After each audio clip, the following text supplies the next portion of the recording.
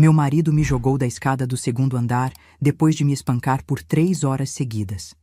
Acordei no hospital 2 dias depois, com 6 costelas quebradas e o rosto tão inchado que não conseguia abrir os olhos direito. Foi aí que descobri que ele tinha fugido com minha vizinha, aquela que sorria para mim todas as manhãs. Oi, meus amores, meu nome é Dona Iracema, mas todo mundo me chama de Vó Sema. Tenho 73 anos. Nasci e me criei em Cachoeiro de Itapemirim, no Espírito Santo, terra do Roberto Carlos, mas já faz 40 anos que moro aqui em Vitória. Vim parar nessa cidade grande por causa de uma história que vou contar hoje pela primeira vez na internet. Uma história que guardei no fundo do peito, como quem guarda um espinho que dói, mas que não consegue tirar. Antes de começar, quero dizer que a equipe desse canal, Memórias da Vovó, me avisou que vai ter um sorteio de R$ 200 para comemorar os 50 mil inscritos. Mal posso acreditar que tanta gente se interessou por essa velhinha aqui.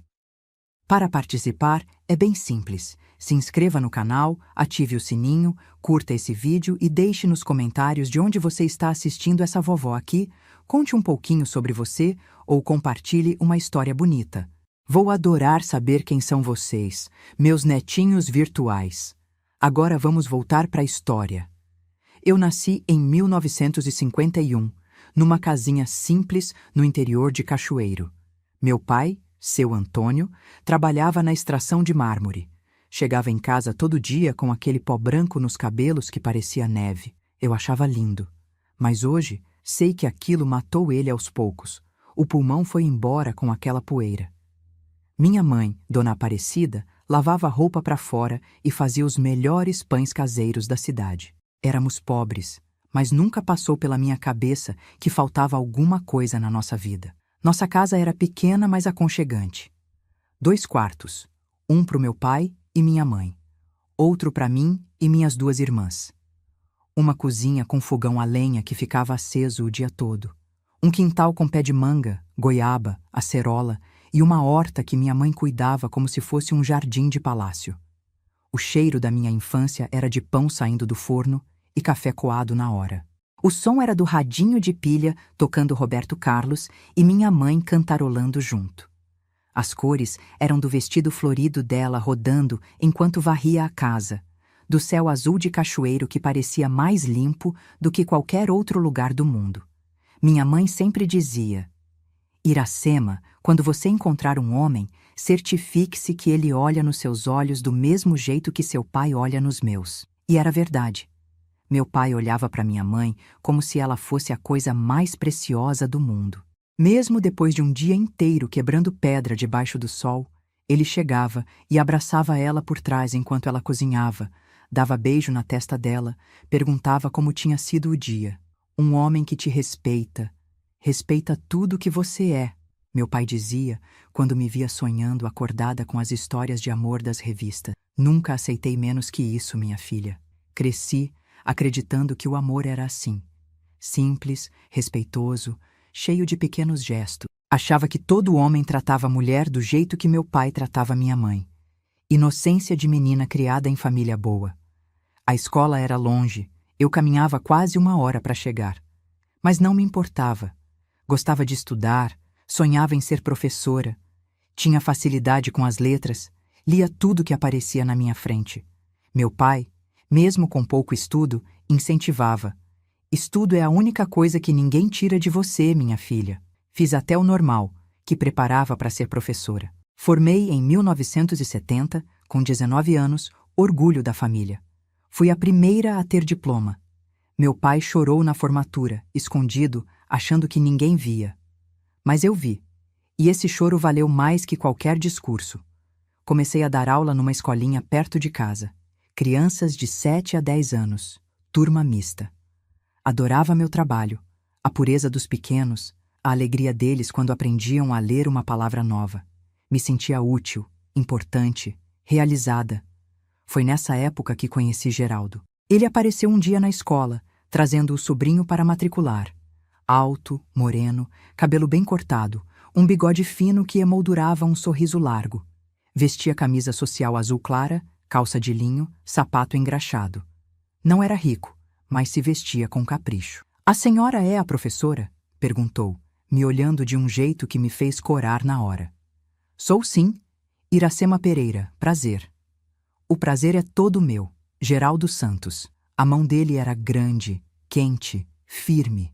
Quando apertou a minha, senti um arrepio que nunca tinha sentido antes. O sobrinho entrou na minha turma e, coincidência ou não, Geraldo sempre vinha buscar o menino na saída. Sempre arrumado, sempre sorrindo, sempre com um elogio na ponta da língua. "Professora Iracema, a senhora fica linda quando ensina. Seus olhos brilham. Desculpe a ousadia, mas esse vestido ficou feito para a senhora. Admiro mulher estudiada. Tem coisa mais bonita que inteligência? Eu, menina do interior, criada com valores firmes, mas sem experiência nenhuma com namoro, fui caindo feito patinho. Cada elogio era como água no meu jardim de sonhos românticos. Cada sorriso dele fazia meu coração acelerar feito cavalo em disparada. Um dia, ele me convidou para tomar sorvete depois da aula. Fiquei nervosa. Nunca tinha saído sozinha com um homem. Mas aceitei. Contei para minha mãe, que ficou preocupada. "Filha, cuidado. Homem bonito demais costuma saber que é bonito." "Mas, mãe, ele é respeitoso, nem tentou segurar minha mão." "Ainda," ela disse, com aquela sabedoria de quem já viveu. "Ainda. Mas quem escuta conselho de mãe quando o coração tá batendo forte?" Fui no encontro. E foi perfeito. Geraldo era engraçado, inteligente, cheio de histórias. Trabalhava como vendedor de uma loja de móveis em Cachoeiro. Sonhava em ter o próprio negócio um dia. "Quero dar conforto para minha futura esposa", ele disse, me olhando de um jeito que deixava claro quem seria essa esposa. O namoro começou devagar. Sempre respeitoso, sempre nos limites que impunha. Geraldo ia em casa nos domingos, almoçava com minha família. Conquistou meu pai com papo de futebol e política. Conquistou minha mãe ajudando a lavar a louça depois, coisa que homem nenhum fazia naquela época. "Esse moço parece bom", meu pai comentou depois de alguns meses. "Mas vá com calma, minha filha. Não é porque ele mostra o lado bom que não tem um lado ruim escondido." Ah, como eu queria ter ouvido meu pai. Nos primeiros 6 meses, Geraldo era o príncipe encantado das revistas de fotonovela. Me trazia flores colhidas no caminho, me escrevia cartinhas românticas, me respeitava como se eu fosse feita de cristal. Nossos beijos eram carinhosos, suas mãos nunca ultrapassavam os limites. "Quero fazer tudo direito com você, Iracema", ele dizia. "Você merece um homem que te valorize." E eu acreditava. Claro que acreditava. Por que não acreditaria? Tinha crescido vendo meu pai tratar minha mãe assim, com carinho, respeito, dedicação. Achava que era assim que todo homem tratava a mulher que amava. Depois de 1 ano de namoro, veio o pedido de casamento. Não foi surpresa para ninguém. Geraldo já tinha conquistado toda a família, já era presença certa nos almoços de domingo, já me acompanhava na missa. Todo mundo em Cachoeiro achava que formávamos o casal perfeito. O noivado foi simples, na casa dos meus pais. Uma festinha com bolo de laranja feito pela minha mãe, guaraná, salgadinhos. Meu pai fez um discurso emocionado, falando sobre como tinha criado uma filha para o mundo e agora estava entregando o tesouro dele para outro homem cuidar. "Cuide dela como eu cuidei, meu filho", ele disse, segurando o ombro de Geraldo com firmeza. "Ela é tudo que eu tenho de mais precioso. Pode deixar, seu Antônio. Vou fazer ela a mulher mais feliz do mundo." O casamento estava marcado para 6 meses depois. Aqueles meses foram uma correria. Enxoval para preparar, casa para ajeitar, convites para distribuir. Geraldo tinha alugado uma casinha perto da escola onde eu dava aula. Pequena, mas confortável, com um quintalzinho onde eu já planejava fazer uma horta como a da minha mãe. A ansiedade foi crescendo à medida que o casamento se aproximava. As tias e primas vinham com conselhos sobre a noite de núpcias, me deixando vermelha como pimentão. As amigas faziam graça, dizendo que eu ia virar mulher de verdade. Minha mãe, mais sensata, só me abraçou e disse: "Filha, lembre-se que seu corpo é seu templo. Mesmo casada, você tem direito de dizer não quando não quiser. Um homem que te ama vai entender e respeitar." Conselho que guardei, mas que logo descobriria não servir para o homem com quem estava me casando. O casamento foi em janeiro de 1972. Eu tinha 20 anos, Geraldo 27. A cerimônia foi na igrejinha de São Pedro, onde eu tinha sido batizada. Usei o vestido de noiva que minha mãe e minhas tias costuraram à mão, economizando em cada detalhe para que eu pudesse ter esse sonho realizado. Quando entrei na igreja de braço dado com meu pai, vi Geraldo me esperando no altar. Aquele sorriso largo, os olhos brilhando, o terno alugado que caía perfeitamente no corpo dele. Lembro de pensar: esse é o homem da minha vida. Com ele, serei feliz para sempre. A lua de mel foi em Guarapari, numa pensão simples perto da praia. Geraldo tinha economizado meses para me dar esse presente. Naquela época, passar uma semana na praia era luxo para gente como nós. Foi também a primeira vez que dormimos juntos, que nos tocamos de verdade. Geraldo foi carinhoso, paciente com minha inexperiência. A princípio, pelo menos. Depois de 2 dias, começou a mostrar um lado mais exigente, mais autoritário na cama. Mulher minha tem que me satisfazer do jeito que eu gosto, ele disse uma noite, me forçando a fazer coisas que me deixavam desconfortável. Engoli o choro e obedeci. Era meu marido, afinal. Não era isso que esposas faziam? Agradar seus maridos? Voltamos para Cachoeiro e começamos nossa vida de casados. Os primeiros meses foram de adaptação. Aprender a cozinhar para 2, dividir espaço, conciliar trabalho com os afazeres domésticos. Geraldo continuava trabalhando na loja de móveis, eu dando aula. Nossos salários, juntos, davam para viver com conforto modesto. Aos poucos, comecei a notar pequenas mudanças no comportamento dele. Implicâncias com a comida que eu fazia. Perguntas sobre com quem eu tinha conversado no trabalho. Exigências sobre como eu deveria me vestir. Essa saia tá muito curta para uma mulher casada. Por que você precisa usar batom para dar aula para criança? Quem é esse tal de João que fica te esperando na saída da escola? João era o zelador de 70 anos. Mas para Geraldo, qualquer homem que falasse comigo era motivo de ciúmes. Nessa época, engravidei pela primeira vez. Fiquei tão feliz. Sempre sonhei em ser mãe.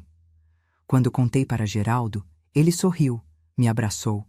Prometeu que seria o melhor pai do mundo. Por algumas semanas, voltou a ser o homem por quem me apaixonei. Carinhoso, atencioso, romântico. Até que perdi o bebê no 3º mês. Sangramento forte, dor, hospital. Tristeza imensa. Quando voltei para casa, Geraldo estava diferente. Frio, distante. Como se a culpa fosse minha. Você devia ter cuidado melhor, ele disse uma noite.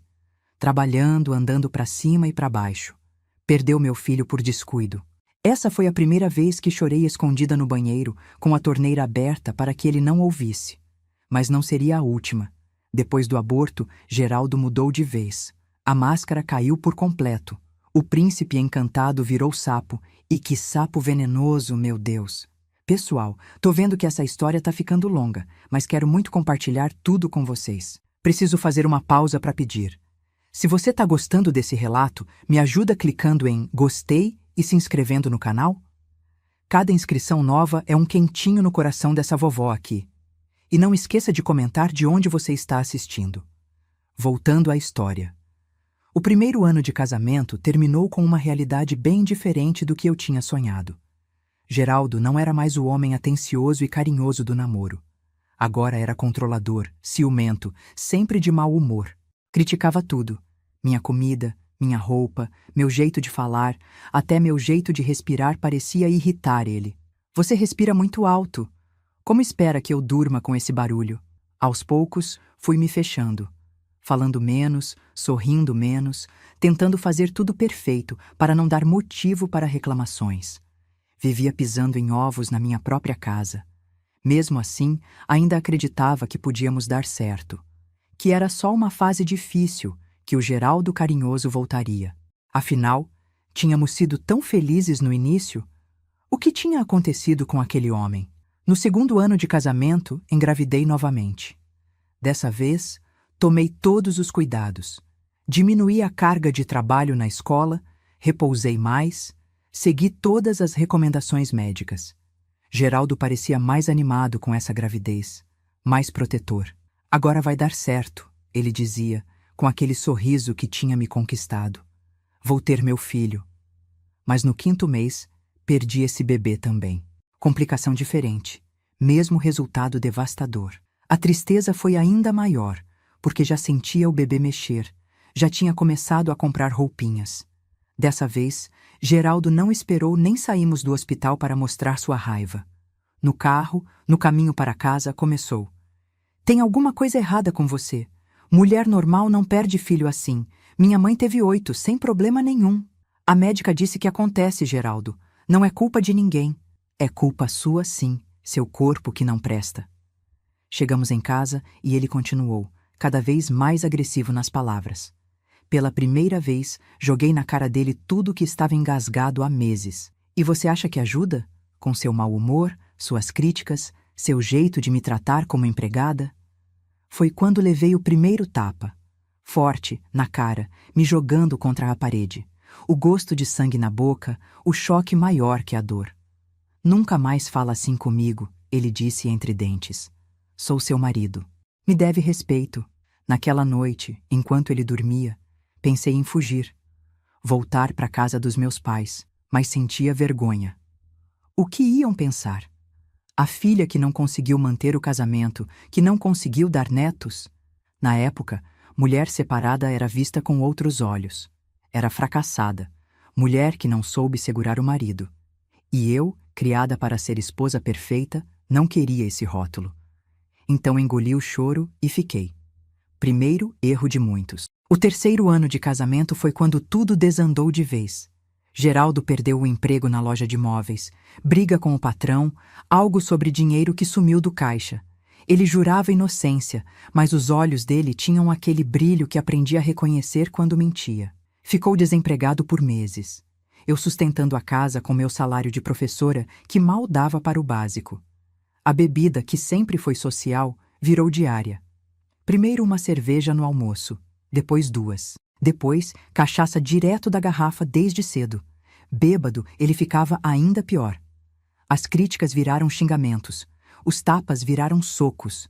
Comecei a ter que explicar olhos roxos e lábios cortados para os colegas de trabalho. Caí da escada. Bati o rosto na porta do armário. As desculpas de sempre. E as pessoas fingiam acreditar, porque era mais cômodo do que se envolver. Meus pais, que moravam a algumas ruas de distância, começaram a desconfiar. Minha mãe me perguntava direto, mas eu negava. Meu pai olhava para Geraldo com desconfiança, nas raras vezes que ainda íamos visitá-los. Filha, se tiver algo errado, você sabe que pode voltar para casa. Minha mãe disse um dia, quando me pegou chorando na cozinha. Tá tudo bem, mãe. É só fase difícil. Vai passar. Mas não passou. Só piorou. Foi naquela época que notei a vizinha se aproximando. Marisa, mulher recém-separada, mais velha que eu uns 5 anos. Bonita, cabelo tingido de loiro, sempre arrumada mesmo para ficar em casa. Trabalhava como caixa no supermercado e morava sozinha na casa ao lado da nossa. No início, ela foi um anjo. Me trazia bolachas caseiras, perguntava se eu precisava de ajuda, conversava comigo quando me via chorando no quintal. Virou amiga, confidente. Ele te bate? Querida, isso não é normal. Você precisa sair daí. Não posso, Marisa. Não tenho para onde ir. Tem sim. O mundo é grande. Você é jovem, bonita, inteligente, merece coisa melhor. Geraldo não gostava da amizade. Dizia que Marisa era mulher da vida, que ia me botar na perdição. Eu defendia ela. Dizia que era a única amiga que tinha. O que eu não sabia é que enquanto eu estava dando aula, Geraldo e Marisa tinham se aproximado. De outro jeito. Um dia, encontrei em casa uma caixa de fósforos de um bar que ficava do outro lado da cidade. Achei estranho. Geraldo geralmente bebia em casa ou no boteco da esquina. Fui conhecer lugar novo, ele disse quando perguntei. Agora vai controlar onde bebo também? Outra vez, senti cheiro de perfume diferente na camisa dele. Perfume doce, forte. Esbarrei numa mulher no ônibus, explicou irritado. Para de ser neurótica. Os sinais estavam todos lá. Mas eu não queria ver. Ou talvez não quisesse acreditar que, além de tudo, ele me traía. O emprego novo veio 4 meses depois.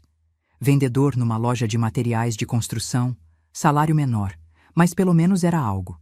Achei que as coisas iam melhorar. Por algumas semanas, melhoraram mesmo. Geraldo passou a beber menos, a sorrir mais, começou a se arrumar para trabalhar, tomar banho direito, passar perfume. Pensei que fosse pelo emprego novo. Você tá diferente, mais animado, comentei um dia. A vida tá melhorando, logo vamos ter dinheiro de novo. Quem sabe até tentar outro filho. Outro filho. Mesmo depois de tudo que tinha passado, meu coração ainda acelerou com a ideia. Ainda sonhava com uma família feliz, com um bebê nos braços. Bobagem de mulher que não aprende. Foi no dia 15 de maio de 1975. Nunca vou esquecer essa data, que tudo mudou para sempre. Era uma sexta-feira chuvosa. Cheguei em casa da escola mais cedo porque o teto de uma sala estava gotejando e mandaram dispensar os alunos. Abri a porta e escutei risada. Risada de mulher vindo do nosso quarto. O mundo parou. Meu coração parou. Sabia o que ia encontrar, mas ainda assim não estava preparada. Entreabri a porta do quarto e vi Geraldo e Marisa. Na minha cama, no lugar onde eu dormia todas as noites. Fechei a porta sem fazer barulho. Eles nem perceberam. Fui até a cozinha, me sentei, fiquei olhando para o nada. Não conseguia chorar. Não conseguia gritar. Só sentia um vazio imenso.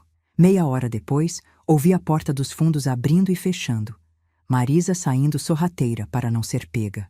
Depois, Geraldo saiu do quarto, assobiando. Quando me viu sentada na cozinha, parou no meio do caminho. O que você está fazendo em casa a essa hora? Dispensaram mais cedo. Chuva. Ele olhou para mim, para o relógio na parede, de novo para mim. Vi o momento exato em que percebeu que eu sabia. Você viu alguma coisa? Perguntou, a voz já mudando. Vi tudo. Você e a Marisa, na nossa cama. Esperava grito, tapa, negação. Mas ele riu. Riu, como se fosse piada. E o que você vai fazer, hein? Vai contar para quem? Levantei da cadeira, as pernas bambas. Vou embora. Acabou, Geraldo. Foi quando ele mudou. O riso virou rosnado. Os olhos ficaram pequenos, escuros. Vai nada. Você é minha mulher. Só sai daqui quando eu deixar. Não sou coisa para ter dono. Acabou. Tentei passar por ele, ir até o quarto pegar minhas coisas. Foi quando o inferno começou de verdade. Geraldo bloqueou minha passagem com o corpo. Grande, forte, trancando o caminho como um muro de carne e ódio. Tentei desviar. Ele me empurrou de volta. Caí sentada na cadeira, o susto maior que a dor. Você não vai a lugar nenhum, ele disse entre dentes. Essa casa é minha. Você é minha. A casa é alugada, Geraldo, e eu não sou propriedade. Acabou, me deixa passar. Tentei levantar de novo. Foi quando ele me deu o primeiro tapa. Forte, na cara, me jogando pro lado. Cala a boca, vagabunda. Fica me espionando agora? Quem te deu esse direito? Outro tapa, mais forte. Depois um soco no estômago que me dobrou ao meio, sem ar. Caí de joelhos, a visão embaçada de dor e lágrimas. Ele me pegou pelos cabelos, me arrastou pela cozinha. Quer saber por que eu estava com a Marisa? Porque ela é mulher de verdade, sabe agradar um homem, não é frígida como você. Me jogou contra a parede. Minha cabeça bateu, vi estrelas. Ele continuou, cada vez mais fora de controle. Palavras piores que os golpes, destruindo o pouco de autoestima que me restava. Nem filho você consegue me dar. Barriga seca, imprestável. Os golpes vieram sem parar. Socos, chutes, tapas. Tentei me proteger, me encolher, mas ele era muito mais forte. Em algum momento, parei de sentir dor. Parei de sentir qualquer coisa. Só queria que acabasse. Não sei quanto tempo durou.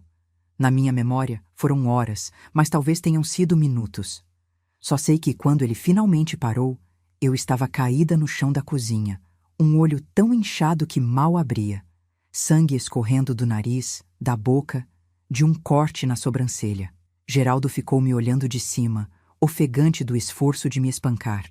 Depois, cuspiu no chão, ao meu lado. Se tentar sair de novo, te mato. Entendeu? Não respondi. Não tinha força nem para falar.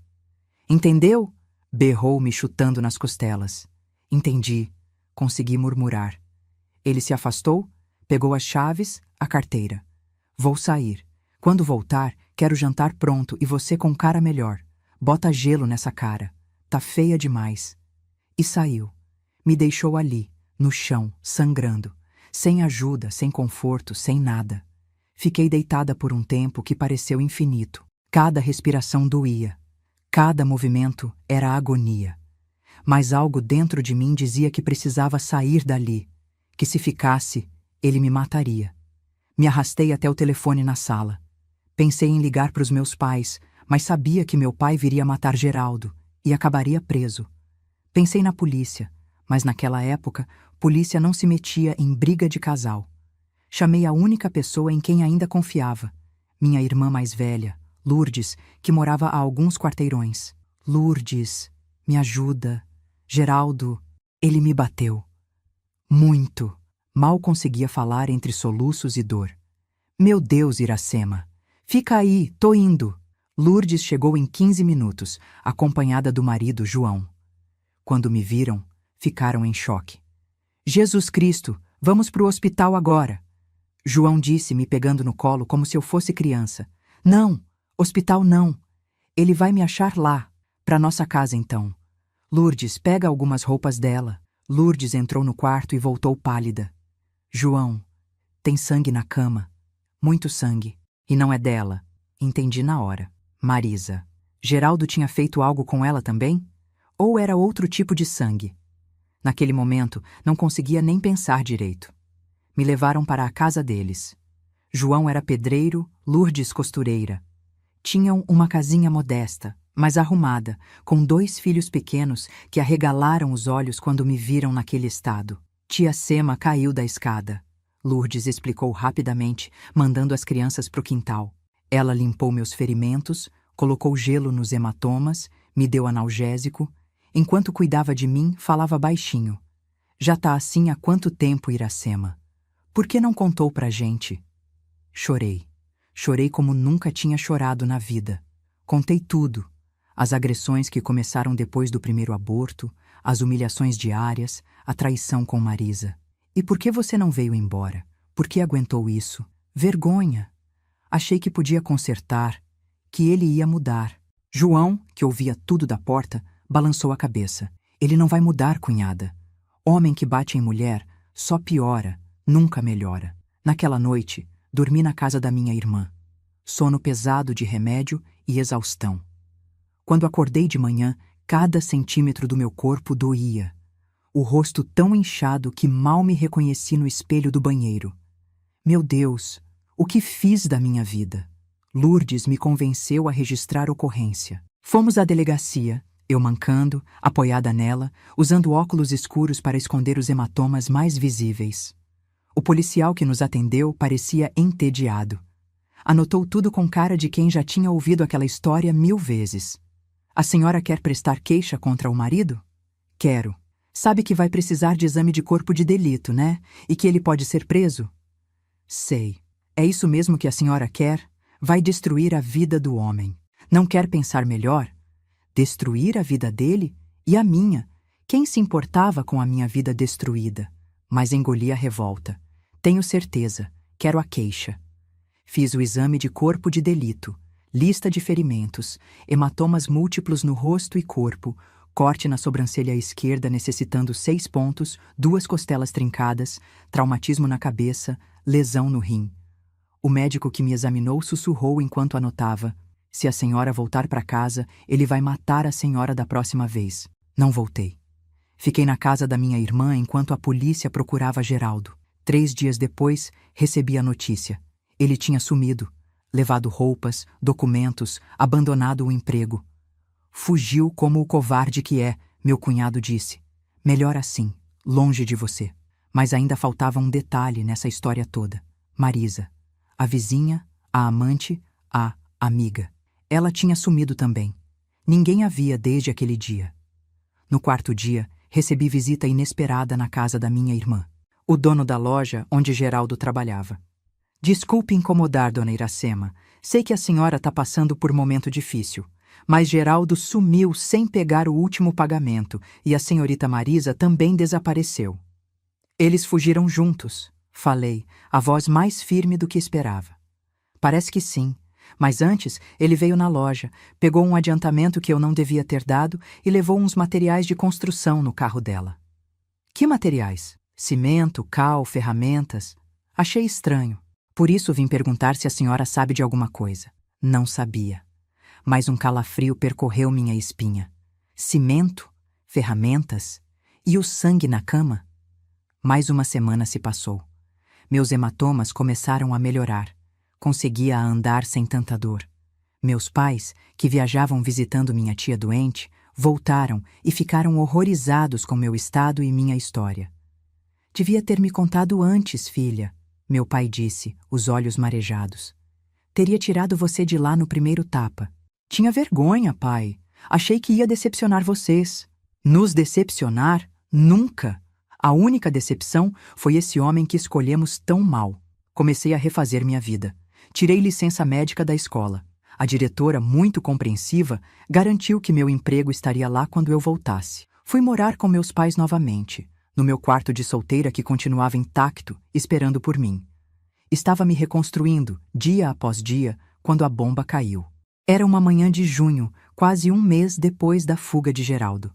A polícia apareceu na casa dos meus pais. Dona Iracema, encontramos seu marido. Meu coração gelou. Ele tinha voltado?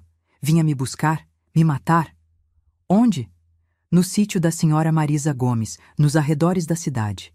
Os dois estavam lá. Estavam? O policial trocou olhares com o colega, desconfortável. A senhora precisa nos acompanhar. Me levaram para o tal sítio, um pedaço de terra pequeno que eu nem sabia que Marisa possuía. Lá, uma cena de filme de terror.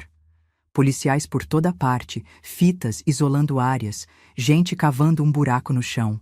O que aconteceu aqui? Seu marido e a senhora Marisa tiveram um desentendimento. Desentendimento.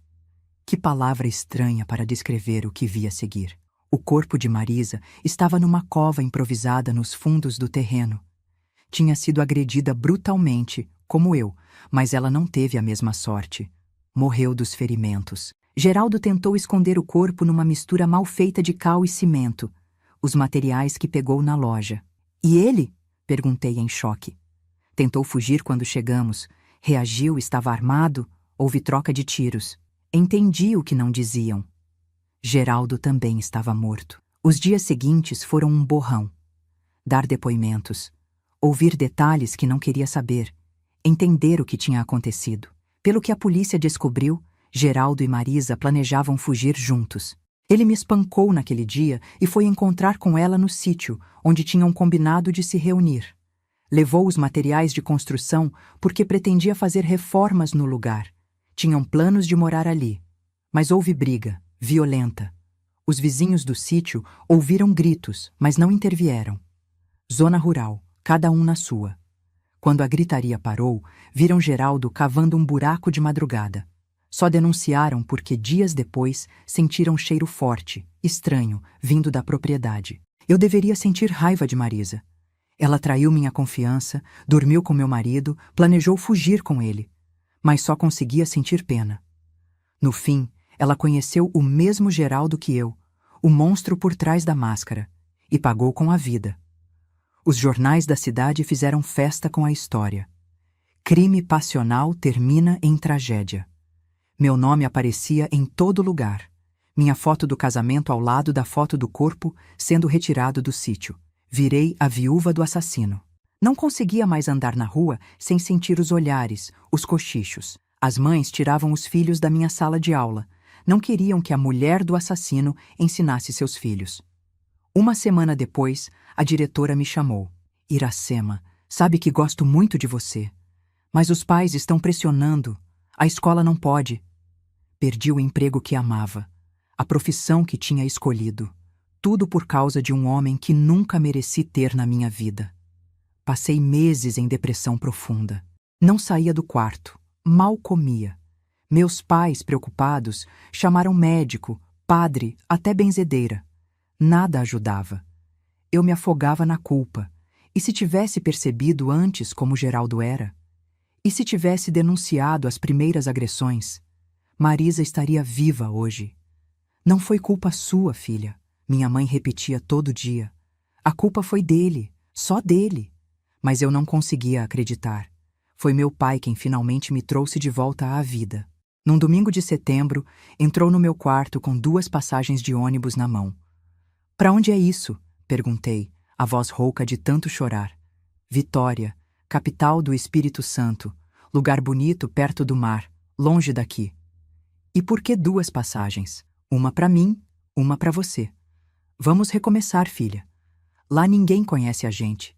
Ninguém sabe nossa história. Podemos ser novos de novo. E a mãe?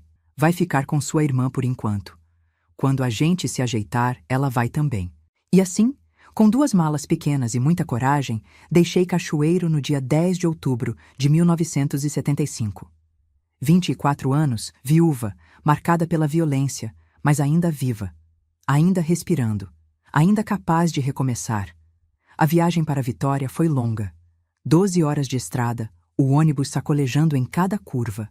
Fiquei olhando pela janela o tempo todo, vendo a paisagem mudar, as montanhas do interior dando lugar aos primeiros sinais da costa. Tá vendo aquilo, filha? Meu pai apontou quando começamos a atravessar a ponte que liga o continente à ilha. É a Baía de Vitória. Linda, não é? Era linda mesmo. O mar azul, os barcos coloridos, o contorno da cidade contra o céu. Tão diferente da Cachoeiro de terra vermelha e montanhas. Ali, naquele momento, senti algo que não sentia há meses. Esperança. Chegamos sem lugar para ficar, sem emprego, sem conhecer ninguém. Mas tínhamos um ao outro e a determinação de construir algo novo. Meu pai, homem prático que era, já tinha um plano. Nos primeiros dias, ficamos numa pensão simples no centro. Ele saía cedo todos os dias, voltava à noite, cansado, mas otimista. Tem trabalho aqui, filha, muito trabalho. A cidade está crescendo, o porto está cheio de serviço. Uma semana depois, ele chegou com as chaves de um quartinho de aluguel em Jucutuquara, bairro simples mas decente. 2 semanas depois, já estava trabalhando como ajudante de obra no porto. E eu? Eu demorei mais a me encontrar. O medo ainda me paralisava. Os pesadelos ainda me acordavam suada no meio da noite. As marcas, visíveis e invisíveis, ainda doíam. Mas a cidade grande tem isso de bom. Ninguém pergunta de onde você veio ou o que você fez. Todo mundo está ocupado demais com suas próprias vidas. Vitória me acolheu como mãe que recebe filho perdido. O mar, o vento com cheiro de sal, as montanhas abraçando a cidade, tudo parecia dizer, bem-vinda, você está em casa agora. Nos primeiros meses, vivi como sombra. Saía pouco, falava menos, me escondia em casa enquanto meu pai trabalhava. O quartinho em Jucutuquara era pequeno, mas limpo. Um cômodo só, com um banheirinho. 2 camas de solteiro, um fogão de 2 bocas, uma mesinha. Luxo para quem não tinha nada. Pela janela, via um pedacinho de mar entre os prédios. Aquele pedacinho virou minha obsessão, meu consolo. Nas noites de insônia, ficava olhando as luzes refletidas na água, contando navios, sonhando com lugares distantes onde ninguém conhecia meu nome ou minha história. Precisa sair, filha. Tomar sol, ver gente. Meu pai insistia nos fins de semana. Me arrastava para a praia de Camburi, ainda selvagem naquela época. Caminhávamos na areia, pés descalços, água morna lambendo os tornozelos. Aos poucos, a tensão nos meus ombros foi diminuindo. O nó permanente na garganta foi afrouxando. Foi na praia que conheci Leninha, vendedora de cocada que montava sua barraquinha colorida todos os domingos. Mulher negra, forte, de sorriso fácil e olhos que viam muito além do que mostrávamos. Tá carregando peso demais, menina. Ela me disse um dia, enquanto me entregava a cocada quente. Não foi feita para carregar tanto. Não sei porquê, mas aquelas palavras simples abriram a comporta. Comecei a chorar ali mesmo, na frente dela, da barraquinha, dos outros clientes. Chorei como criança perdida. Leninha não se assustou. Não fez perguntas. Só veio até mim, me abraçou forte, me levou para trás da barraca onde tinha um banquinho de madeira. Chora tudo. Chora até secar. Depois a gente conversa. Chorei por 1 hora. Ela ficou lá, passando a mão nas minhas costas, murmurando palavras de conforto. Quando finalmente parei, exausta, ela me ofereceu água, um pedaço de pão, um lenço limpo. Agora conta. E contei. Pela primeira vez desde que cheguei à Vitória, contei toda a história a alguém que não era da família. Falei de Geraldo, das agressões, de Marisa, das mortes, da fuga para recomeçar. Leninha ouviu tudo sem interromper. Quando terminei, ela segurou minhas mãos entre as suas, mãos pequenas, brancas, de professora, entre as mãos grandes, calejadas, da vendedora de cocada. Você sobreviveu, menina. Sabe o que isso significa? Que você é mais forte que tudo que te aconteceu. Sobrevivente. Nunca tinha pensado em mim mesma assim. Sempre me via como vítima, como fracassada, como mulher que não conseguiu segurar o marido ou ver os sinais de perigo. Vem trabalhar comigo, Leninha continuou. Não na praia. Tenho uma lanchonete pequena no mercado da Capixaba. Preciso de ajuda. E você precisa de motivo para sair de casa. Meu pai ficou receoso no início. Estranho, homem desconhecido. Mas quando conheceu Leninha e o marido dela, Sebastião, mudou de ideia. Viu neles o que eu tinha visto. Pessoas boas, genuínas, sem segundas intenções. Comecei a trabalhar na lanchonete em janeiro de 1976. Lavava louça, limpava mesas, ajudava no caixa. No início era difícil. O barulho do mercado me assustava. Os homens me deixavam tensa. Cada grito me fazia pular. Mas Leninha tinha paciência infinita. Um dia de cada vez, menina. Hoje é só hoje. Amanhã é outro dia. O salário não era muito, mas ajudava nas despesas. Logo minha mãe pôde se juntar a nós em Vitória. Alugamos um apartamentinho maior, em Santo Antônio. 2 quartos agora. Um para meus pais, outro para mim. Luxo absoluto depois do quartinho apertado. Com minha mãe por perto, melhorei mais rápido. Ela trouxe de Cachoeiro as antigas receitas que tanto amava, os potes de plantas que cultivava no peitoril da janela, os bordados coloridos que davam vida às paredes brancas. Trouxe o cheiro de casa, de infância, de tempos mais simples. Essa cidade é boa, ela dizia enquanto regava as plantas. Tem ar livre, tem horizonte. A gente respira melhor aqui. Eu respirava mesmo, cada vez mais fundo, cada vez com menos medo. Os pesadelos foram espaçando. Comecei a dormir noites inteiras, acordar descansada. Comecei a sorrir de novo, primeiro timidamente, depois com mais frequência.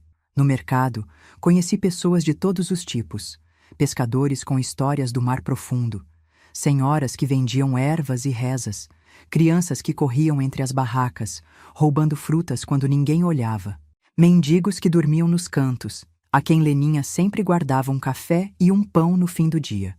Todo mundo tem história, menina. Todo mundo carrega dor. Uns mostram, outros escondem. Mas todo mundo sangra por dentro. A sabedoria simples de Leninha me curou mais que qualquer terapia, que eu nem poderia pagar de qualquer forma. Ela me ensinou a olhar além da minha própria dor, a ver o sofrimento dos outros, a entender que não estava sozinha na luta. Foi no mercado também que reencontrei algo que tinha perdido: o prazer de ensinar. Comecei dando aulas informais para os filhos dos feirantes, depois do expediente. Crianças que muitas vezes faltavam à escola para ajudar os pais nas bancas. Usava caixotes virados como mesa, escrevia com carvão em pedaços de papelão. Não tinha livros, nem cadernos decentes, mas tinha vontade. E as crianças tinham fome de aprender. Você é professora de verdade? Perguntou o pequeno Tião, filho de um vendedor de peixe, enquanto eu explicava a divisão usando conchas do mar. Fui, um dia. E por que parou? Porque a vida às vezes tira da gente o que a gente mais ama. E não dá para pegar de volta? A pergunta inocente me atingiu como um raio. Por que não? Por que não podia pegar de volta o que era meu por direito, por vocação? O medo de Geraldo já não existia. Ele estava morto. A vergonha da história? Ninguém em Vitória conhecia meu passado. Naquela noite, conversei com meus pais sobre voltar a estudar, fazer faculdade, tirar diploma oficial. É isso que eu quero, pai. Voltar a ser professora, de verdade, com sala de aula, alunos, giz na mão. Meu pai, que nunca deixou de acreditar em mim, sorriu de um jeito que iluminou a sala inteira. Se é isso que quer, filha, é isso que vai ter. Não foi fácil. Trabalhava o dia todo no mercado, estudava à noite. Quando a Universidade Federal do Espírito Santo abriu vagas para o curso de pedagogia, me inscrevi. Prestei vestibular aos 26 anos, competindo com jovens recém-saídos do colégio. Passei. Em 20º lugar, mas passei. Foi o começo da minha verdadeira reconstrução. A vida universitária me abriu horizontes que nem sabia que existiam. Ideias, debates, livros, pessoas diferentes. Aprendi sobre Paulo Freire e sua pedagogia da libertação, sobre Montessori e seu método centrado na criança, sobre teorias e práticas que transformavam vidas através da educação. Enquanto estudava, continuava dando minhas aulinhas informais no mercado, agora com mais técnica, mais embasamento. As crianças respondiam com entusiasmo cada vez maior. Os pais começaram a notar a diferença. Filhos que antes mal sabiam escrever o nome, agora liam pequenos textos, faziam contas, perguntavam sobre o mundo. O que você está fazendo com essas crianças é milagre, Leninha comentou um dia. Eles chegam aqui de olho morto, saem brilhando. Não é milagre, é educação. É mostrar para eles que podem ser mais do que acham que podem. Em 1979, no meu último ano de faculdade, surgiu a oportunidade de estagiar numa escola municipal em São Pedro, bairro pobre na periferia de Vitória.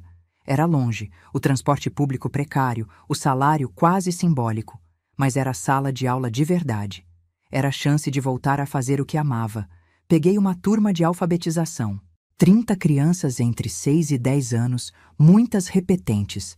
Algumas nunca tinham pisado numa escola antes. A sala era pequena, abafada, com carteiras quebradas e um quadro negro rachado. Mas para mim, era palácio.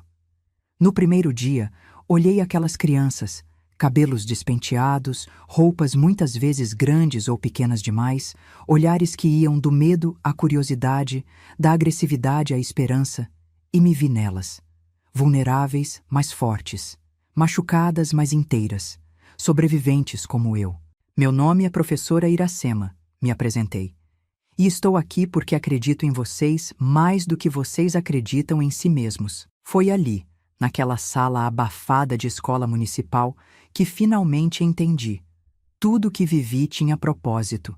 Cada dor, cada humilhação, cada momento de desespero me trouxe até aquele lugar. Me fez a professora que aquelas crianças precisavam, alguém que entendia o que era lutar contra o impossível.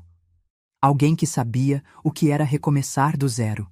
No fim do ano, consegui alfabetizar 28 das 30 crianças. Os outros 2 tinham dificuldades de aprendizado que demandavam acompanhamento especializado, algo que batalhei para conseguir para eles. A diretora, impressionada com os resultados, me ofereceu contrato permanente assim que me formasse. Você tem dom, Iracema. Essas crianças precisam de você. Em dezembro de 1979, aos 28 anos, me formei em pedagogia. Meus pais estavam na formatura, orgulhosos, como se eu tivesse ganhado o prêmio Nobel. Leninha e Sebastião também, trazendo uma cesta enorme de doces que alimentou a festa inteira. Minhas colegas de turma, a maioria 10 anos mais jovens que eu, me elegeram oradora da turma. Nunca é tarde para recomeçar, disse no meu discurso. Nunca é tarde para ser quem você deveria ter sido antes da vida te interromper. A vida estava finalmente entrando nos trilhos. Tinha profissão, tinha propósito, tinha família e amigos que me amavam. O passado ainda doía quando tocado, mas já não sangrava mais. Foi quando o passado veio bater à minha porta. Era uma tarde de março de 1980. Estava na sala de aula, ensinando meus pequenos a ler, quando a diretora apareceu à porta. Iracema, tem alguém querendo falar com você? É urgente. No corredor, uma mulher me esperava. Uns 50 anos, cabelos grisalhos, rosto marcado pela vida. Não a reconheci de imediato. Iracema? Sou Neide, irmã do Geraldo. O mundo parou. O nome que não ouvia há quase 5 anos, que evitava até pensar. Geraldo. O homem que quase me matou. O homem que matou outra e morreu fugindo da polícia. O que você quer? Consegui perguntar à voz trêmula. Precisamos conversar. É sobre meu sobrinho. Sobrinho? Geraldo não tinha filhos. Não com você, com Marisa. A revelação caiu como bomba. Marisa estava grávida quando morreu? Havia uma criança? Um filho de Geraldo andando pelo mundo? Ela teve o bebê antes do que aconteceu. Neide continuou. Deixou com minha mãe quando foi encontrar Geraldo naquele sítio. Ninguém sabia, nem a polícia. E por que você está me procurando agora? Minha mãe morreu mês passado. O menino ficou comigo, mas estou doente. Câncer. Não posso mais cuidar dele. E o que isso tem a ver comigo? Você era a esposa do Geraldo. Legalmente é a parente mais próxima depois de mim. Está me pedindo para cuidar do filho do homem que quase me matou? Com a mulher com quem me traía? Ela baixou os olhos envergonhada. Sei que é muito pedir, mas o menino não tem culpa. Tem 4 anos. É uma criança inocente. Onde ele está agora? No carro, com meu marido. Quer ver? Não queria. Queria fugir, gritar, negar aquela realidade absurda. Mas uma força maior que o medo me fez dizer sim. Fomos até o estacionamento. Um carro velho estava parado sob uma árvore. Um homem sentado ao volante acenou quando nos viu. No banco de trás, uma criança olhava pela janela. Menino pequeno para a idade, cabelos pretos, olhos grandes. Quando me viu, sorriu um sorriso que conhecia bem, o mesmo sorriso que um dia me encantou no rosto de Geraldo. Tia Neide, quem é essa moça? É uma amiga, Lucas. Uma amiga que vai cuidar de você por uns dias. Dias. Ela tinha dito dias. Mas os olhos dela diziam outra coisa. Não posso, falei baixinho, para que o menino não ouvisse. É demais para mim. Ele não tem mais ninguém. Vai para um orfanato. Por que não procurou a família da Marisa? Procurei. Ninguém quis saber. O pai dela disse que o neto morreu junto com a filha. Olhei para o menino novamente. Não via Geraldo nele agora, nem Marisa. Só via uma criança, assustada, confusa, prestes a perder o pouco de estabilidade que conhecia. Me dê um tempo para pensar. Não tenho tempo, Iracema. A quimioterapia começa amanhã. Não posso cuidar dele assim. Um dia. Me dê um dia. Ela hesitou, depois concordou. Volto amanhã neste mesmo horário. Se não quiser ficar com ele, vou direto à assistência social. Passei a noite em claro. Caminhei pela praia até de madrugada, conversando com o mar, com as estrelas, com os fantasmas do meu passado. Como poderia criar o filho de Geraldo? Como olharia para aquele rosto todos os dias e não veria o homem que destruiu minha vida? Mas como poderia condenar uma criança inocente a crescer sem família, sem amor? Eu, que sabia o que era ser marcada por uma história que não escolhi? De manhã, ainda sem resposta, fui dar aula. Olhei para meus alunos, crianças que tinham me ensinado tanto sobre perdão, sobre recomeço, sobre ver além das cicatrizes. Pensei no pequeno Lucas, que não pediu para nascer daqueles pais, que não pediu para ser abandonado. No intervalo, liguei para meus pais. Preciso contar uma coisa. É complicado. Expliquei tudo. Esperei a reação negativa, o choque, a recusa. Traga ele para casa, minha mãe disse simplesmente. O quê? O menino, traga para casa. Se é para ser seu filho, é para ser nosso neto também. Mãe, ele é filho do Geraldo. E a criança não tem culpa de quem é o pai ou a mãe. À tarde, quando Neide voltou, eu já tinha minha resposta. Vou ficar com ele. Ela chorou. Tirou da bolsa uma pasta com documentos, certidão de nascimento, carteira de vacinação, algumas fotos. Obrigada. Sei que não merecia isso de você. Lucas veio até mim, curioso, mas cauteloso. Agachei para ficar na altura dele. Oi, Lucas. Lembra de mim? Sou a Iracema. Vou morar com você? Vai. Na minha casa tem uma praia pertinho. Você gosta de praia? Os olhinhos brilharam. Gosto. A vovó nunca me levava. Naquele momento, Olhando para aquela criança que carregava o sangue do homem que quase me matou, tomei a decisão mais importante da minha vida. O passado não definiria meu futuro, nem o dele. Levei Lucas para casa naquela mesma tarde. Meus pais o receberam de braços abertos, sem hesitação, sem julgamento.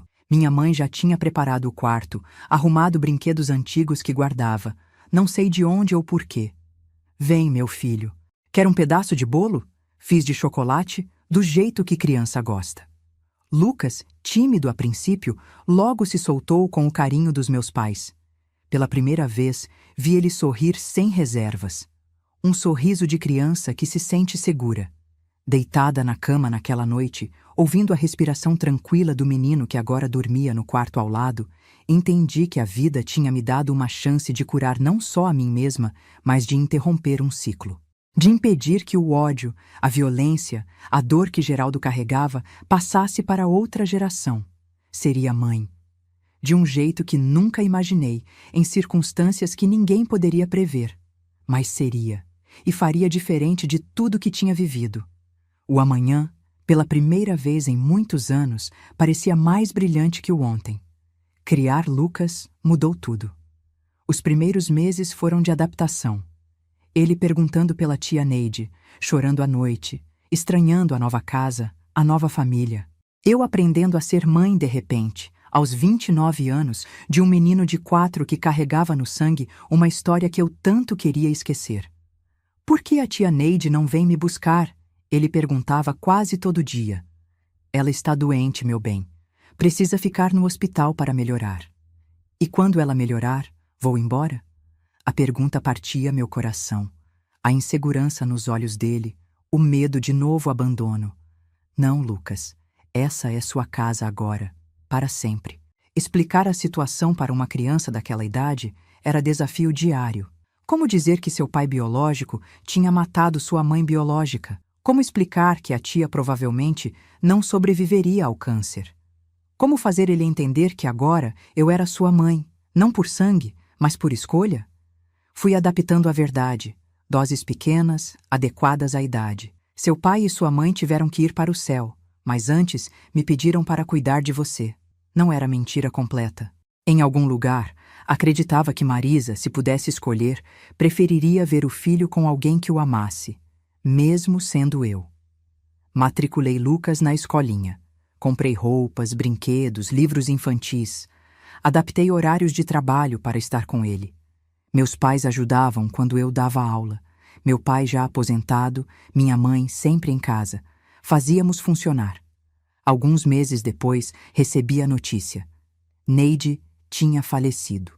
O câncer mais rápido que os médicos previam. Contei para Lucas de forma suave. Sua tia Neide agora está no céu também, com seu pai e sua mãe. Ele chorou, claro, mas menos do que eu temia. Já estava se apegando à nova família, já me chamava de tia Sema, com carinho na voz. Em julho daquele ano, 1980, tomei outra decisão importante: adotar Lucas legalmente. Os advogados disseram que seria processo simples, já que eu era viúva do pai biológico e não havia outros parentes querendo a guarda. Quando o juiz perguntou se eu tinha certeza, olhei para o menino que brincava no canto da sala de audiências, alheio ao momento que mudaria nossas vidas para sempre. Tenho mais certeza disso que de qualquer outra coisa que já fiz. Em outubro, Lucas Gomes Santos virou oficialmente Lucas Gomes Pereira. Meu filho perante a lei, como já era no coração. Criar um filho sozinha nos anos 80, sendo professora de escola pública, não era fácil. O dinheiro, sempre curto, precisava esticar para cobrir todas as necessidades.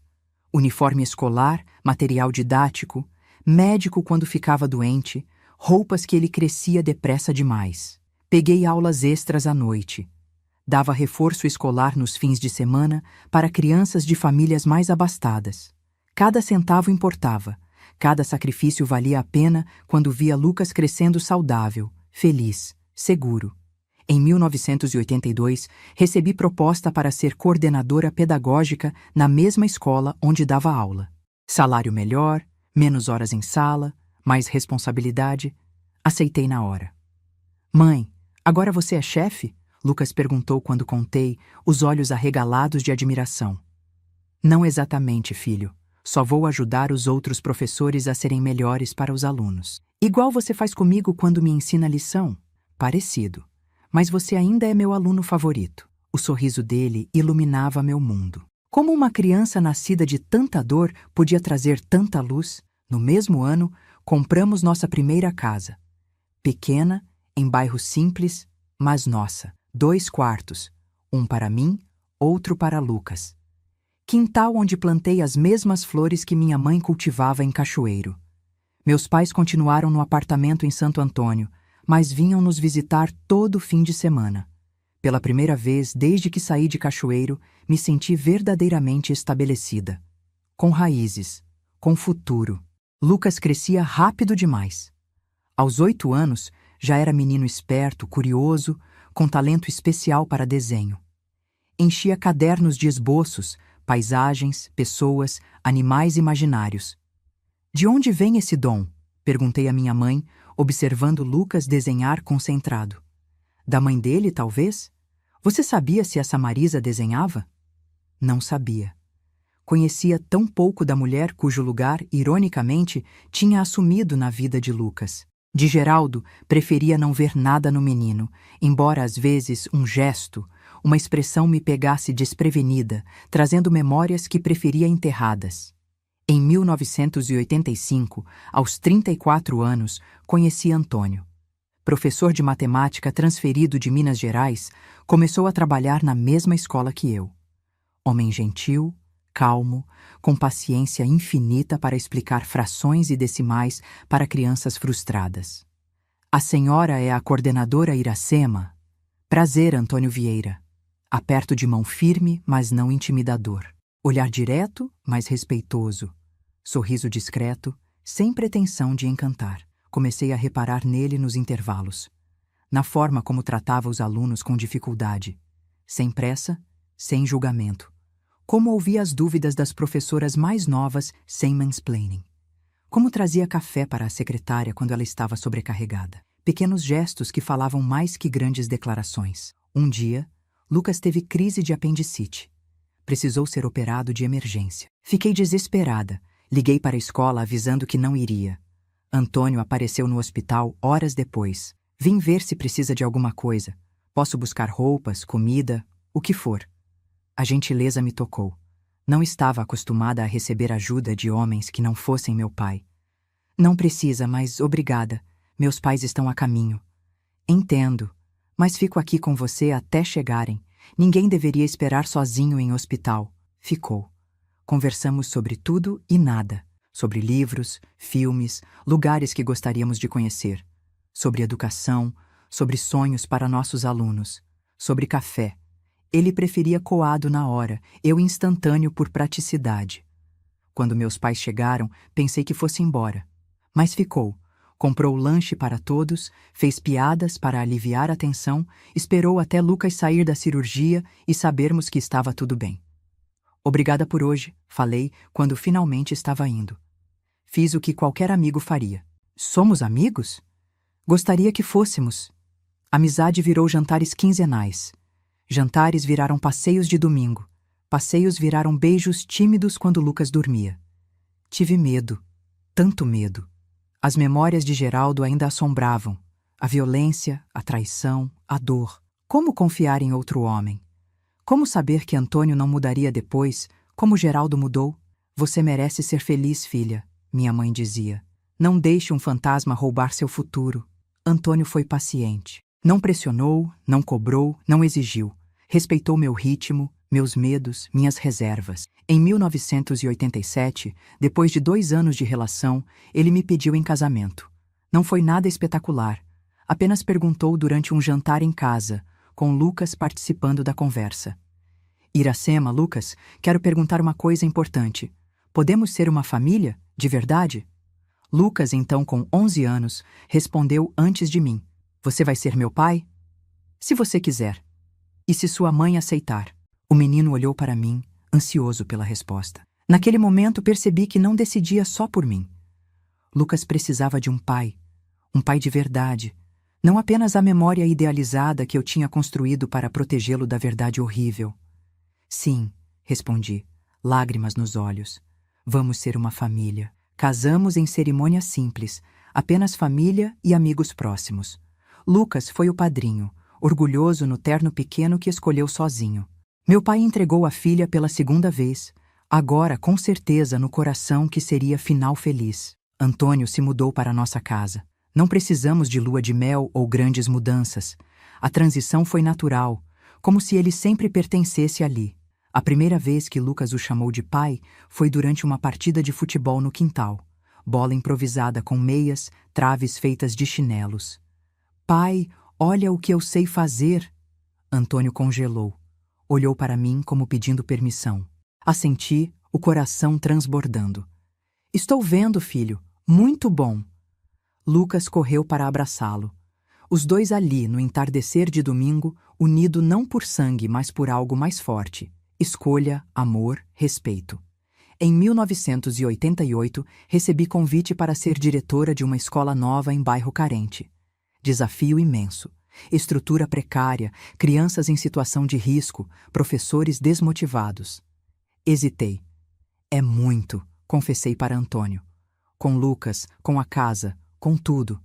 Você pode ir a Sema. Se alguém pode transformar aquela escola, é você. E se eu falhar? Não vai. Mas, se acontecer, estaremos aqui. Seu porto seguro. Aceitei. A Escola Municipal Nova Esperança virou minha segunda casa. Cheguei cedo, saí à tarde. Conhecia cada aluno pelo nome, cada família, cada desafio. Em 1 ano, reduzimos a evasão escolar em 60%. Em 2, melhoramos os índices de alfabetização. Em 3, tínhamos horta comunitária, biblioteca improvisada com livros doados, aulas de música nos fins de semana. Como você fez isso? Perguntou o secretário de Educação durante visita. Não fiz sozinha. Construímos juntos, professores, alunos, famílias. Em 1990, aos 39 anos, quando achava que minha família estava completa, descobri que estava grávida. Surpresa total. Médicos tinham dito que provavelmente não poderia engravidar depois dos traumas físicos sofridos com Geraldo. Tem certeza, doutor? Perguntei, incrédula, olhando o resultado do exame. Absoluta. A senhora está de 2 meses. Parabéns. Antônio chorou quando contei. Lucas, então, com 14 anos, oscilou entre empolgação e ciúme. Vai gostar mais do bebê que de mim? Perguntou uma noite, vulnerável como não o via há anos. Nunca. Você foi meu primeiro filho. Escolhi você. Nada muda isso. A gravidez foi tranquila, ao contrário das que tive com Geraldo. Corpo mais velho, mas alma em paz. Trabalhei até o 8º mês, barrigão e toda disposição. Marina nasceu em junho de 1991, manhã ensolarada de inverno ameno. Parto normal, rápido, quase sem dor. Ela é tão pequena, Lucas disse, segurando a irmã com cuidado infinito. Preciso proteger ela. E protegeu. Irmão mais velho, zeloso, vigilante, carinhoso. Trocava fralda, dava mamadeira, contava histórias, desenhava personagens para embalar o sono da irmã. A vida finalmente parecia perfeita. Família completa, carreira estável, casa própria.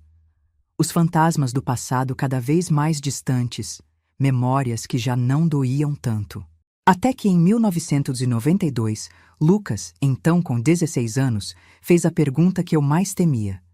Mãe, preciso saber a verdade sobre meu pai biológico. Estávamos só nós dois em casa. Antônio levara Marina para a vacina. Lucas me esperava na cozinha quando cheguei do trabalho, expressão séria, determinada. Por que isso agora, filho? Preciso da certidão de nascimento original para um documento da escola. Vi o nome dele, Geraldo Santos. Pesquisei na biblioteca. Achei notícias antigas. Gelei. As notícias. O assassinato, a fuga, a troca de tiros com a polícia. Meu nome nas manchetes como viúva do assassino. Tudo que tentei protegê-lo. Filho. É verdade? Ele matou minha mãe biológica? Batia em você? Sentei, pernas bambas. O momento que adiei por 12 anos finalmente chegara. É verdade, Lucas, mas é mais complicado que as notícias contam. E contei tudo, a história completa, sem suavizar, sem esconder. Ele merecia a verdade, por mais dolorosa que fosse. Contei sobre o namoro, o casamento, as primeiras agressões, os abortos, a bebida, o desemprego, Marisa, a traição, a fuga. O dia em que Geraldo quase me matou. Contei sobre o sítio, sobre como a polícia encontrou os corpos. Como Neide apareceu anos depois com ele, ainda bebê.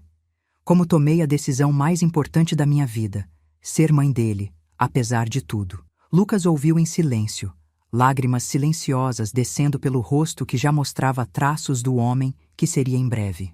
Então sou filho de um monstro, ele disse finalmente, a voz embargada. Não, Lucas, você é filho meu, de quem te criou, te amou, te educou. Mas o sangue dele corre em mim. E se eu for como ele? E se um dia eu... Nunca, você nunca será como ele. Sabe por quê? Porque cresceu com amor, com respeito, com valores. Geraldo não teve isso. Como pode ter certeza? Porque te observo há 12 anos. Vejo como trata sua irmã, como respeita as meninas na escola, como ajuda os mais fracos. Seu caráter já está formado, filho. E é lindo. Ele chorou nos meus braços. Chorou como quando era pequeno e tinha pesadelos. Mas dessa vez, o pesadelo era real, era sua origem, era seu sangue. Obrigado por me querer, mãe. Mesmo depois de tudo que ele fez. Foi a melhor decisão que já tomei na vida. Você me salvou tanto quanto eu salvei você. E era verdade. Lucas me deu propósito quando mais precisava. Me ensinou a confiar novamente, a amar sem medo. Me fez acreditar em segundas chances quando achava que minha vida tinha acabado. Naquela noite, quando Antônio voltou com Marina, contei o que tinha acontecido. Ele entendeu, como sempre. Vou conversar com ele. De homem para homem. Os dois ficaram horas no quintal, conversando sob as estrelas. Não sei o que Antônio disse, mas quando voltaram, Lucas estava mais leve, mais sereno. Pai disse que quer me adotar oficialmente. Lucas comentou mais tarde. Para eu ter o nome dele também. Posso? Claro que pode. Se é o que vocês dois querem. Quero ser um Vieira, como vocês. Em 1993, Lucas Gomes Pereira virou oficialmente Lucas Gomes Pereira Vieira. Um nome que carregava todas as suas histórias. A biológica nos Gomes, a da mãe que o escolheu nos Pereira, a do pai que o aceitou nos Vieira. A vida seguiu. Lucas se formou no ensino médio com excelentes notas. Ganhou bolsa para a faculdade de arquitetura. O dom do desenho encontrando propósito profissional. Marina cresceu esperta, falante, curiosa sobre tudo. Em 1996, aos 45 anos, recebi Prêmio de Educadora do Ano no Espírito Santo. Reconhecimento pelo trabalho na escola que transformamos juntos. Eu, professores, comunidade. Este prêmio não é só meu, falei no discurso. É de cada criança que acreditou que podia mais, de cada família que confiou na educação como caminho, de cada professor que não desistiu apesar das dificuldades. Lucas e Marina estavam na plateia, orgulhosos. Antônio filmava tudo com câmera nova, presente de aniversário de casamento. No caminho de volta para casa, Lucas, então com 20 anos, disse algo que guardarei para sempre. Quando crescer, quero ser como você, mãe. Alguém que transforma vidas. Você já transforma, filho. Transformou a minha. A menina que um dia fugiu de cachoeiro com o coração partido e o corpo marcado tinha conseguido. Não apenas sobreviver, mas viver plenamente. Não apenas existir, mas fazer diferença. Aos 73 anos, olhando para trás, vejo que cada pedaço da minha história, mesmo os mais dolorosos, me trouxeram até aqui. Até este momento, compartilhando com vocês o que aprendi. Que a vida pode nos quebrar, mas somos nós que escolhemos como colar os cacos. Que o passado molda, mas não determina. Que perdão, principalmente a nós mesmos, é o caminho mais difícil e mais necessário. E que família não é feita de sangue, mas de escolhas diárias. De amor que permanece mesmo quando seria mais fácil desistir. Hoje olho para minhas mãos. Enrugadas, manchadas pelo tempo, com veias azuis saltadas como rios em mapa antigo. E penso em tudo que elas já fizeram. Seguraram giz em salas de aula lotadas, limparam lágrimas de crianças assustadas, apertaram as mãos de pais agradecidos, Embalaram meus filhos, acariciaram meu marido, cultivaram flores no quintal da casa que construímos juntos. Estas mesmas mãos que um dia tremeram de medo, agora se movem com a segurança de quem sabe exatamente quem é e por que está aqui.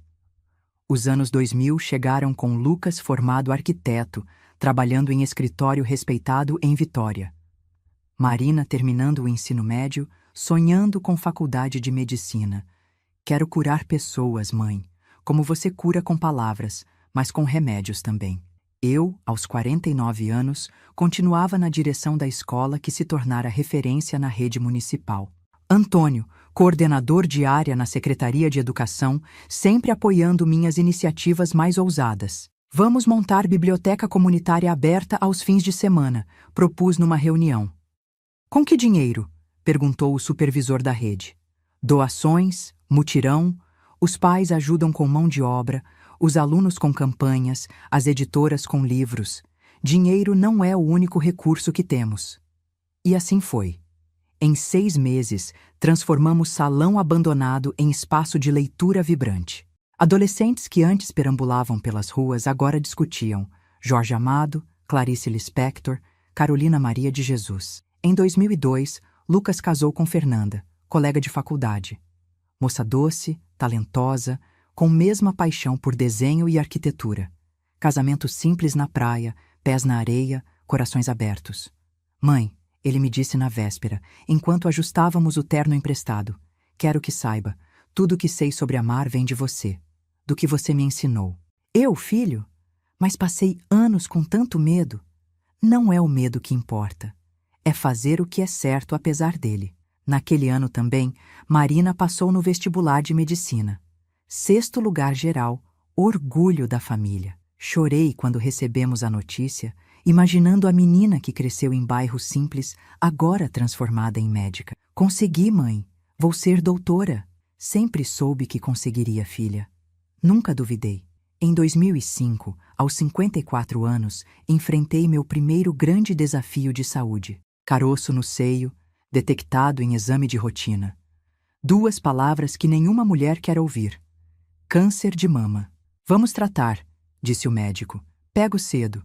Chances boas. Antônio ficou mais abalado que eu. Chorou quando contei, me abraçou como se eu pudesse desaparecer entre seus braços. Não vou perder você. Não posso. E não vai, meu bem. Já enfrentei coisa pior que um carocinho rebelde. Fiz cirurgia, radioterapia, perdi cabelo, ganhei cicatriz, mas nunca perdi a certeza de que viveria. Tinha tanto ainda por fazer, tantas crianças para ajudar, tantos momentos com minha família para desfrutar. Lucas e Fernanda vinham todos os dias após o trabalho. Marina, já na faculdade, lia artigos médicos, questionava tratamentos, verificava remédios. Meus pais, já idosos, mas lúcidos, revezavam-se para fazer sopas que conseguisse engolir nos dias piores. 6 meses depois, a melhor notícia. Remissão completa. Continue os check-ups, mas pode retomar sua vida normal.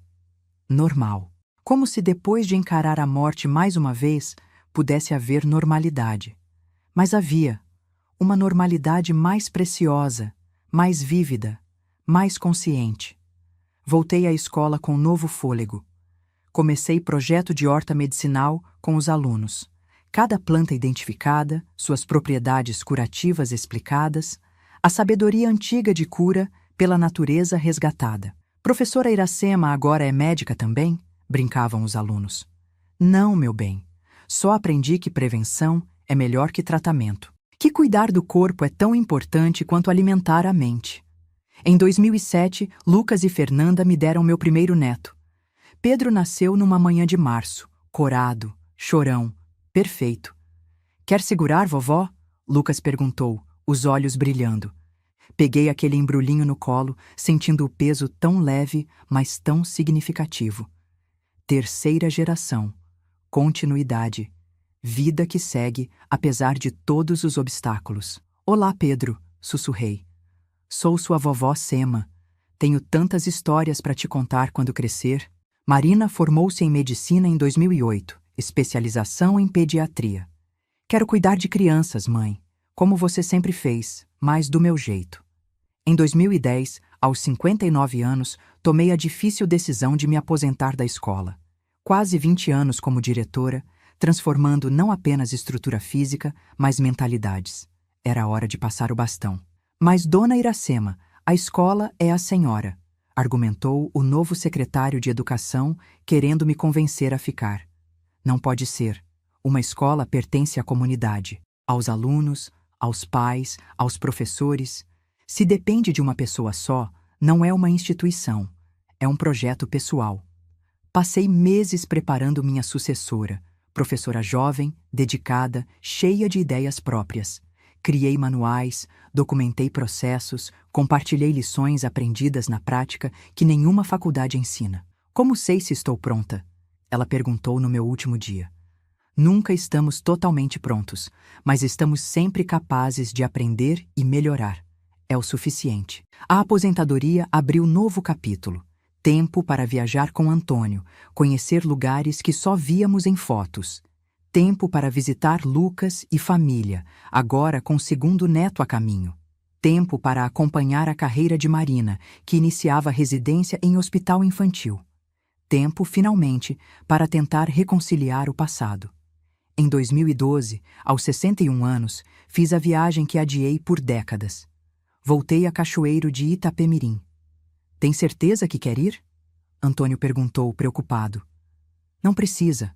Preciso sim. Tenho que fechar o círculo. Cachoeiro tinha mudado. Crescido, modernizado, perdido muito do ar de interior que lembrava. Mas algumas coisas permaneciam. O rio Itapemirim ainda cortava a cidade. As montanhas ainda abraçavam o horizonte. O calor ainda derretia asfalto em janeiro. Visitei a casa onde cresci. Agora comércio, loja de roupas. Visitei a escola onde dei as primeiras aulas, ainda funcionando, novos professores, novas crianças, mesmos desafios. Visitei lugares que evitava nas memórias. A casa onde vivi com Geraldo, o mercado onde comprava mantimentos, a igreja onde casei pela primeira vez. Procurando alguém, senhora? Perguntou o jovem atendente na farmácia que antes era armazém do seu João. Procurando fantasmas, respondi, sorrindo. Mas acho que foram embora. E tinham ido mesmo. Olhando aquelas ruas, aquelas construções, não sentia mais o peso esmagador do passado. Não via mais Geraldo em cada esquina, não ouvia mais seus gritos em cada eco. Via apenas uma cidade, nem boa nem má. Apenas um lugar onde parte da minha história aconteceu. No terceiro dia, visitei o cemitério. Não para ver o túmulo de Geraldo. Nunca soube onde foi enterrado, nem queria saber. Fui ver meus sogros, que morreram enquanto eu ainda estava casada. Pessoas simples, que não conseguiram controlar o filho que criaram, mas que sempre me trataram com carinho. Descansem em paz, murmurei, deixando flores simples. Não guardo rancor. E realmente não guardava.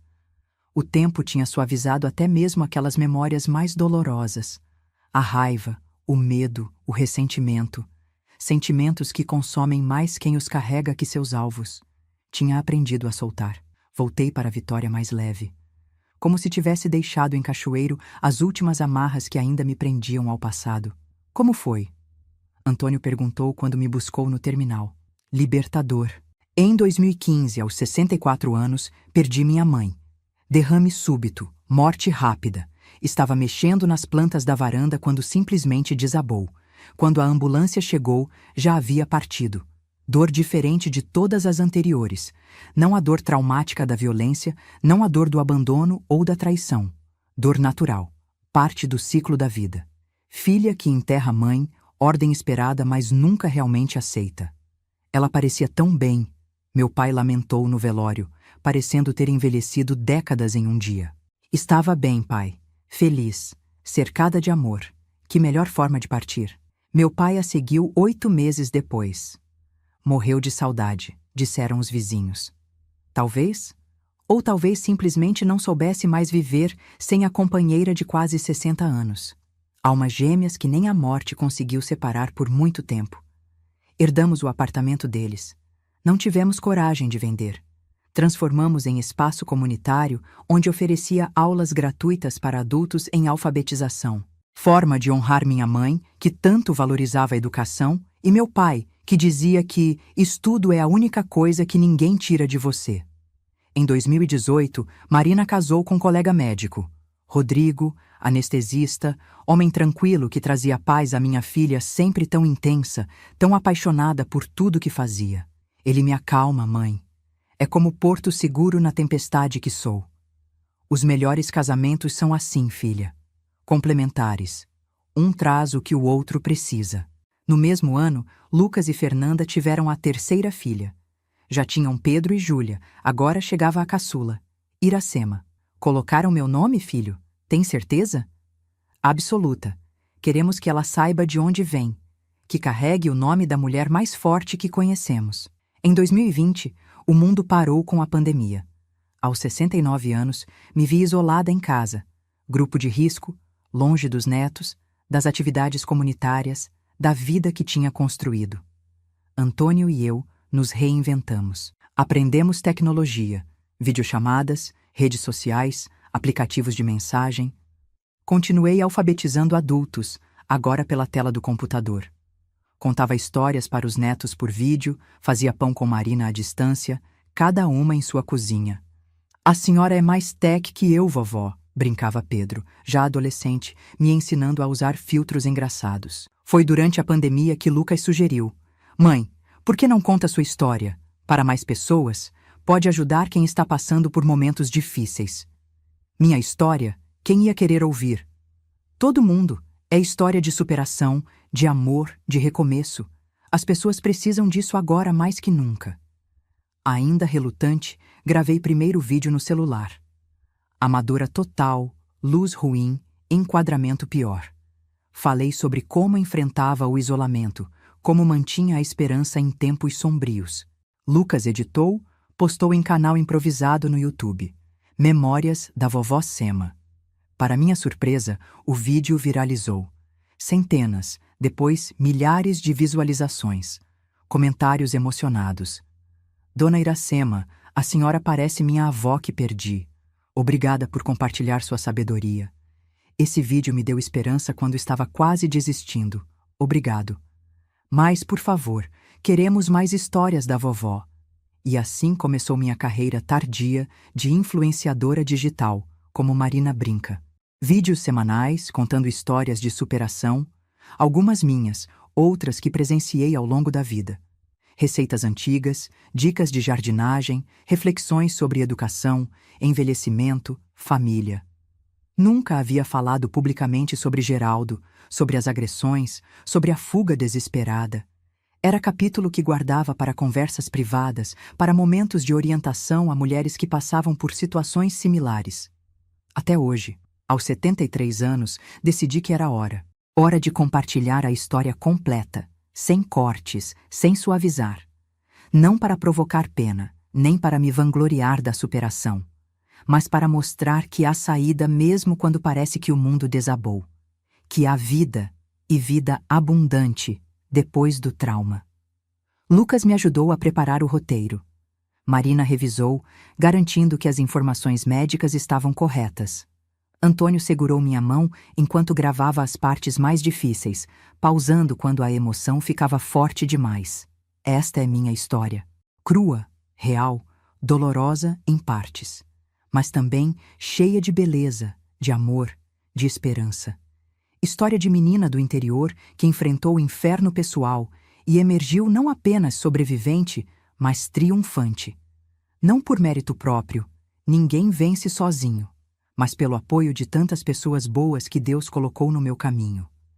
Pessoas como meus pais, que me ensinaram valores inabaláveis, como Dona Conceição, que me acolheu quando fugi, como Leninha, que viu além das minhas cicatrizes, como Antônio, que me mostrou que homem de verdade constrói, não destrói, como Lucas, filho que o destino me deu pelo caminho mais improvável, que me ensinou a amar incondicionalmente, como Marina, presente que achei que nunca receberia, prova viva de que sempre há chance para recomeço. E agora, pessoas como você que está assistindo este vídeo.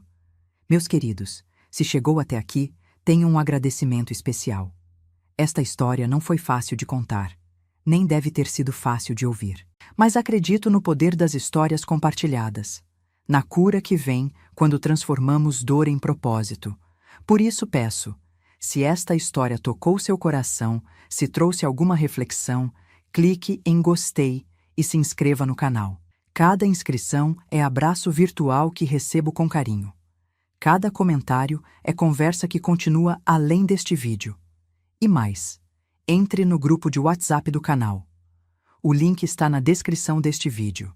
Lá compartilhamos diariamente histórias de outras vovós, receitas, conselhos, palavras de conforto.